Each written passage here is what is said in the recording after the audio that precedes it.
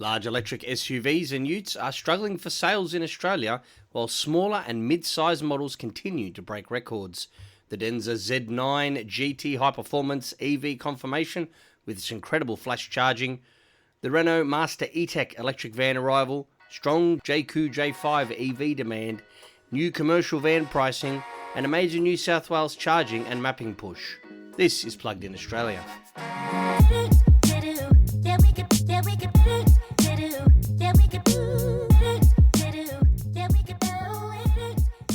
G'day and welcome to Plugged In Australia, your news podcast focused on full battery electric vehicles, plug-in hybrids and extended range EVs with a very clear Australian lens. This is episode 43 for Tuesday the 21st of April 2026, and in this episode we examine the Hyundai Ioniq 3 small electric hatch locked in for early 2027 with its global reveal on the 20th of April, Genesis launching its cheapest EV yet with the GV60 advanced rear-wheel drive, Nissan's full Chinese EV roadmap including the N7 sedan and NX8 SUV, the updated Toyota BZ4X now at 591 kilometers WLTP and under 56k drive away, and the BYD Sealion 7 continuing to outsell expectations with no cheaper variant planned. All of these stories and more. Let's get into it. Large electric vehicles are not resonating with Australian buyers in 2026, with the Kia EV9 recording just 18 sales in the first 3 months of the year, down from 269 in the full year of 2025. In the same Q1 of 2026 period, smaller and mid-size EVs dominated. The BYD Atto 2 did 1,481 units, the Sealion 7 did 4,468, and Kia's own EV3 did 861 units. Non-EV large SUVs continue to outsell them, with the Denza B8 plug-in hybrid already at 75 units since arrival.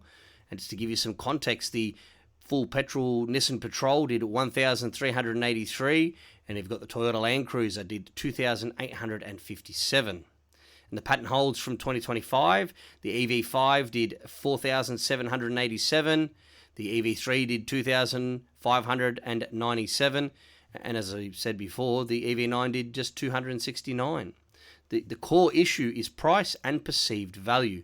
Building large EVs inflates costs, and there simply aren't enough buyers willing to pay premium money for them when smaller models deliver better efficiency and lower entry prices. Ford Model E President Andrew Frick explained the American experience, which is something that's been mirrored here. The American consumer is speaking clearly, and they want the benefits of electrification like instant torque and mobile power, but they also demand affordability. Rather than spending billions more on large EVs that now have no path to profitability, we are allocating that money into higher returning areas.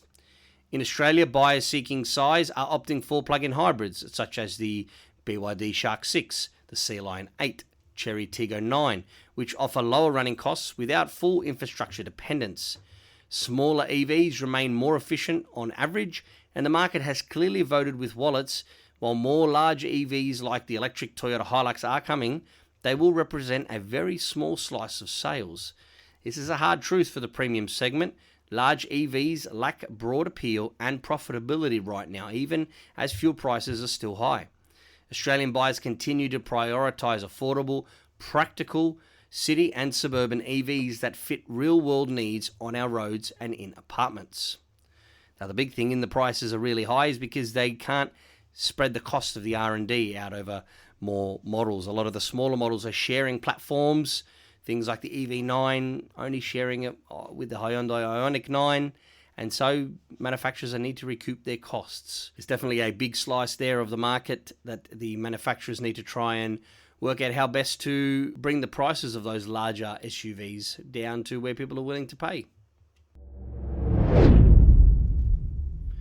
Motor Jaecoo Australia is overwhelmed by the ongoing EV surge, with the Jaecoo J5 EV small SUV. Their order bank is now exceeding 3,500 units and continuing to grow daily as fuel prices push more buyers towards the zero tailpipe motoring. Chief Commercial Officer Roy Munoz confirmed the demand, quote, skyrocketed in the last 2 months, particularly in March, end quote, creating growing pains that the team is addressing through improved dealer communications, VIN tracking from factory to dealer, and secured extra production slots to clear the backlog by the end of June. Some customers have waited up to 6 weeks, while others received vehicles in just a month. However, Munoz stated that the company is rethinking communications so buyers know exactly where their vehicle sits in the pipeline. The J5 EV remains available only in the well-equipped Summit grade at the ongoing $36,990 drive-away promotional price, which has now been extended, I think, 3 times, making it one of the most accessible family electric SUVs on sale. The J5 EV directly rivals the BYD Atto 2, the MG4 Urban, and the Geely EX5 in the sub-$40,000 drive-away segment, offering superior standard equipment and more rugged crossover stance that appeals to buyers who want a practical daily driver without compromising on modern safety and convenience features. So stands to reason why it's been so popular. This record order bank and rapid scaling demonstrate the tangible shift towards affordable EVs amid the fuel crisis. The Jaecoo positioning the J5 EV as strong value for urban, suburban and light regional use where home or workplace charging is readily available. Toyota's RAV4 chief engineer Yoshinori Futanagi, I apologise if I've butchered that, confirmed the new RAV4 platform supports a full battery electric version. However, the company is not rushing it and will instead use the updated BZ4X to explore and educate the market on EVs.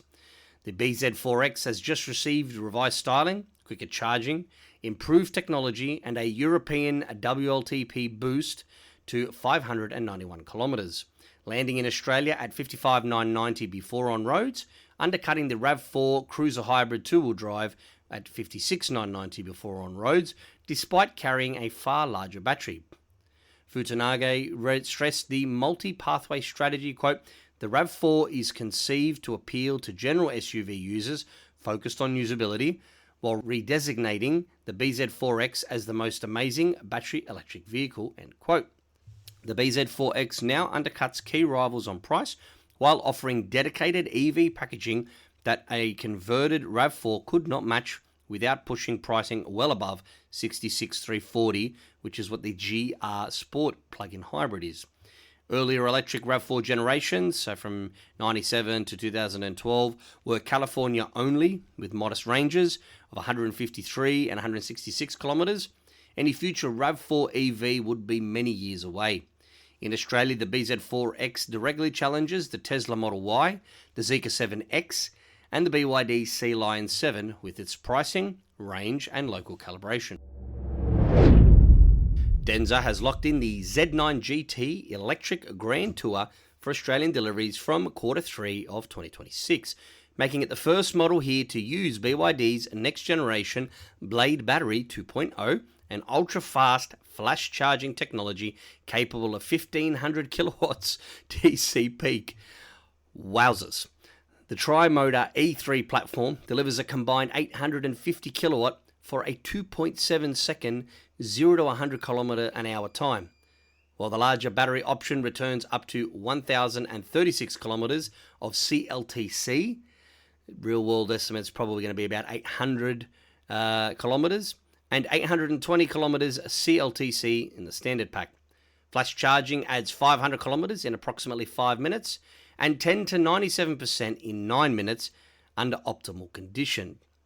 Australian specific plans include initial flash charger installations at selected Denza dealerships in Melbourne, Sydney and Adelaide from Q4 of 2026, using a central battery buffer so chargers do not draw directly from the grid.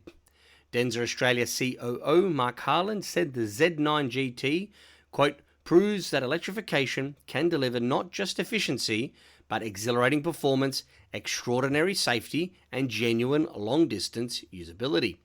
The vehicle will be offered, end quote, the vehicle will be offered as a pure EV in Australia, no plug-in hybrid version, because the brand believes fast-charging EVs with 800 kilometers of range now match or exceed plug-in hybrid practicality. It positions as a luxury Grand Tour rival to Porsche Taycan and Mercedes EQS with superior range and charging speed tailored for Australian interstate routes. Renault has confirmed the Master E-Tech electric full-size van for Australian showrooms from June of 2026, equipped with an 87 kilowatt-hour battery delivering more than 400 kilometres of WLTP range and supporting 130 kilowatt DC fast charging. Payload reaches 1,164 kilos with GVM up to 3.5 tonne. Mid and long wheelbase versions plus mid and high roof options are available, all with a side door for standard pallets and flat bulkhead for maximum cargo space. The van earned a platinum safety rating under European's NCAP commercial vehicle testing and features improved aerodynamics, physical controls to minimise distraction, and an optional fold-down centre seat that doubles as a mobile workstation. Service intervals are 12 months, 30,000 kilometres. Fantastic for couriers. It will compete directly against the Ford E-Transit and Mercedes-Benz E-Sprinter, while a diesel Master remains available for buyers wanting choice in the same body. Renault Australia is rolling out 6 new models in 18 months, and the Master E-Tech brings proven European large van experience since 1980, with local relevance for tradies and fleets needing zero emissions capability on Australian roads. Another entrance into the electric van is the Farizon V7E, and Farizon has priced that van from $49,990 drive away for the 50 kilowatt hour standard range model and $53,990 drive away for the 66 kilowatt hour long range version, both due to arrive in May of this year. The single front drive motor produces 110 kilowatt, 230 newton meters of torque. The larger battery delivers up to 329 kilometres of a WLTP range on a 400 volt architecture with 100 kilowatt DC fast charging, which should give you 10 to 80% in around 30 minutes. Dimensions for this one are 4,995mm long, 1,820mm wide, 1,985mm high, with 6.95 cubic metres of cargo volume and a 1.3 tonne payload. Standard equipment will include a 12.3-inch touchscreen, which will include Apple CarPlay and Android Auto, a 7-inch digital cluster, front and rear parking sensors, adaptive cruise control, AEB, lane keep assist, blind spot monitoring, 360-degree camera, a heated and ventilated seats, heated steering wheel, and a 240-volt V2L output. It undercuts the Kia PV5 and rivals such as the Volkswagen Caddy and Peugeot Partner on price, while offering strong real-world utility for Australian tradies and couriers. Nissan's partnership with Dongfeng is delivering 3 key electrified models for Australia within the next 12 to 18 months. The N7 electric sedan, the NX8 mid to large SUV, and the Frontier Pro plug-in hybrid ute. The NX8 battery electric vehicle uses an 800 volt system, 250 kilowatts, 310 newton meter rear motor, with an 81 kilowatt hour LFP battery, and up to 630 kilometers of CLTC range, with 463 kilowatt DC charging. The E-Rev version offers 1,450 kilometers of total range. The Frontier Pro plug-in hybrid targets the BYD Shark 6 with 320 kilowatts, 800 newton meters, with a 32.9 kilowatt-hour battery, 115 kilometers of electric range, and 3.5 tonne towing plus V2L. The N7 sedan features advanced AI and semi-autonomous tech. Nissan plans 10 new electrified cars in 4 years via this Chinese JV to meet NVES requirements and compete on price and technology.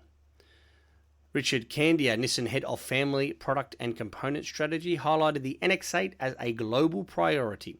Australian tuning and final specs are pending. However, the models will offer competitive value against Zeekr, Tesla, and BYD. Hyundai will launch the Ioniq 3 small electric hatch in Australia in early 2027 after its global reveal on April the 20th. Production starts in Turkey this year.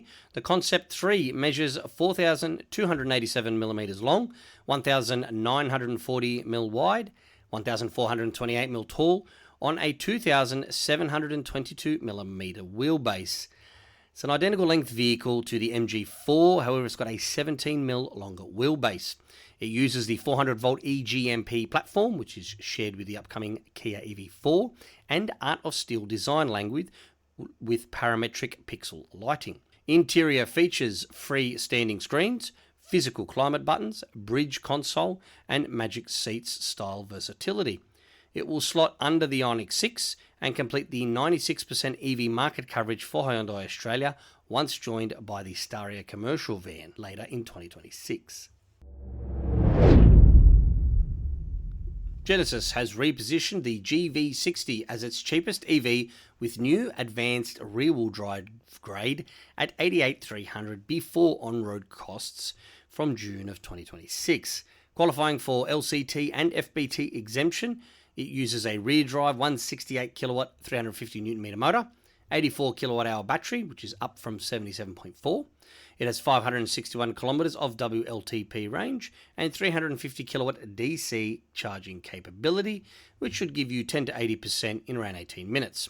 Equipment includes the new 27-inch OLED dual screen, digital key 2.0, 12-way power adjustable seats, which is up from 18, leather trim, wireless charging, and your full suite of ADAS equipment.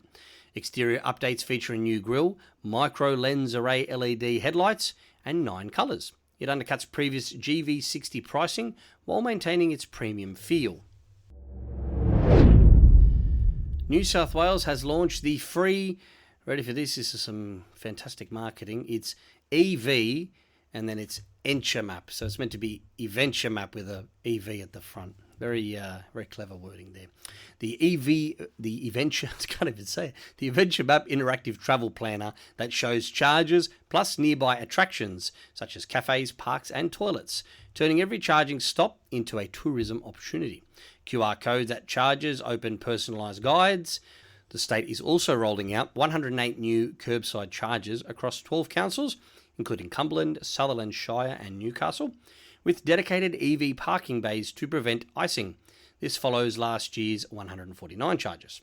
Federal Energy Minister Chris Bowen stated Australia's roughly 410,000 EVs are already saving 15 million litres of petrol per week, roughly 36 litres per EV, freeing fuel for others and reducing pressure on supply chains. He noted higher EV penetration would amplify the benefit and underlined the long-term push for electrification to reduce reliance on volatile fossil fuels. New Energy Transport, in partnership with ANC, has successfully completed Australia's first fully electric end-to-end heavy road freight delivery, transporting a bulk load of consumer essentials 460 kilometres from Sydney to Canberra using a Windrose electric prime mover for the line leg haul and ANC's electric last mile delivery vehicles for final distribution.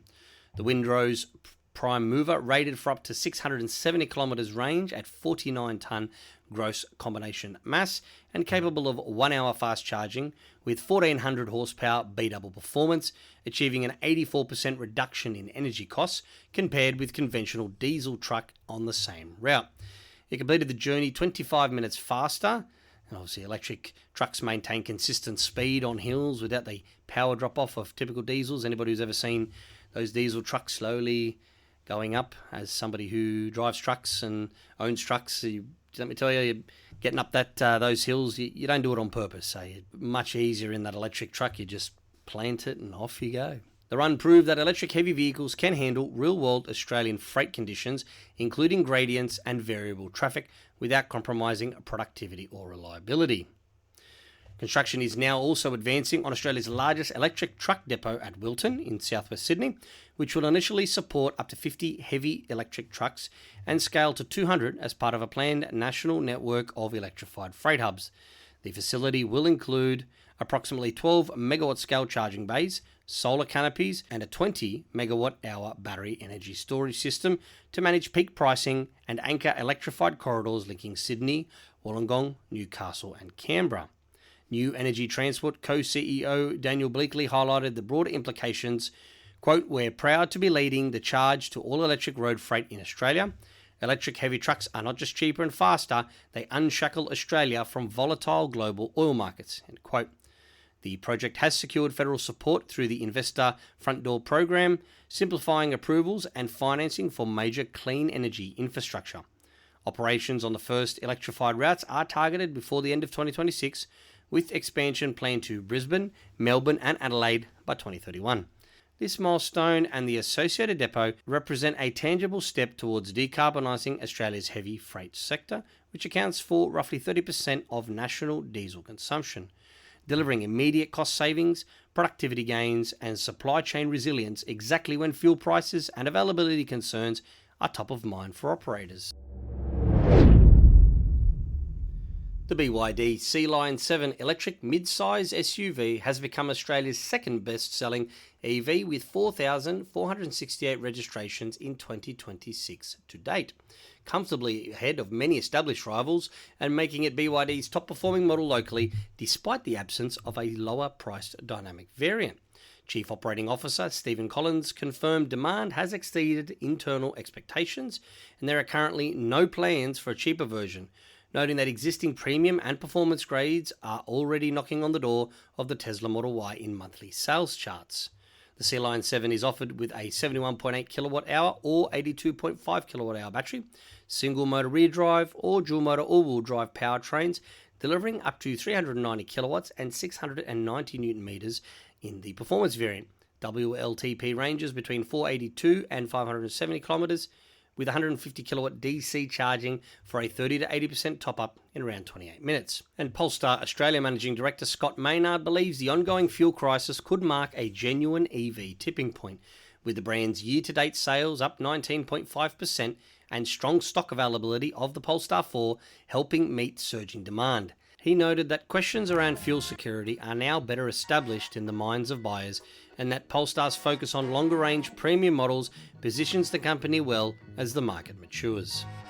And that's a wrap on episode 43 of Plugged In Australia for today, the 21st of April 2026. This combination effect of these stories, a record small and mid-size EV uptake, you've got strong performance from models like the Sealion 7 and infrastructure and policy support. It really underscores the accelerating shift toward electrification even as the larger premium EVs remain a very tough sell. Australian buyers are clearly prioritising value, range and running cost savings in practical sizes that suit everyday use on our roads. If you have any feedback, if you want to get in touch, ask any questions, info@pluggedinaustralia.com.au.